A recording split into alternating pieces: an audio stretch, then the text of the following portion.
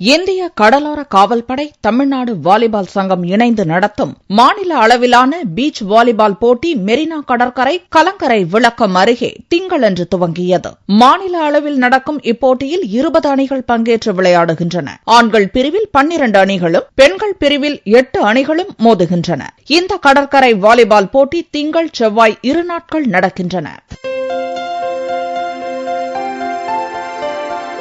அதிமுக நிறுவனரும் முன்னாள் முதல்வருமான எம்ஜிஆரின் 98வது பிறந்த நாள் விழா கடந்த சனிக்கிழமை அதிமுகவினரால் கோலாகலமாக கொண்டாடப்பட்டது. சனி, ஞாயிறு விடுமுறை என்பதால் திங்களன்று சென்னை உயர்நீதிமன்ற வளாகத்தில் எம்ஜிஆர் பிறந்தநாள் விழா நடந்தது. பட்டாசு வெடித்து, கேக் வெட்டி வக்கீல்கள் உற்சாகமாக கொண்டாடினர். Advocate general Somayaji mega size கேக்கை வெட்டி அங்கிருந்தவர்களுக்கு வழங்கினார். தொடர்ந்து பொதுமக்களுக்கு வக்கீல்கள் இனிப்புகளை வழங்கினர்.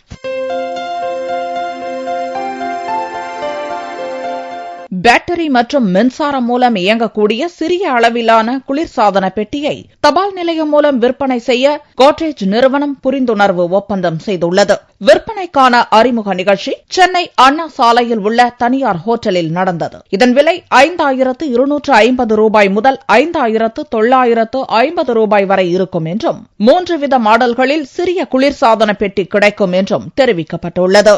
ஆன்லைன் மூலமும் பதிவு செய்து பெற்றுக் கொள்ளலாம் என்றும் கோட்ரேஜ் நிறுவனம் அறிவித்துள்ளது.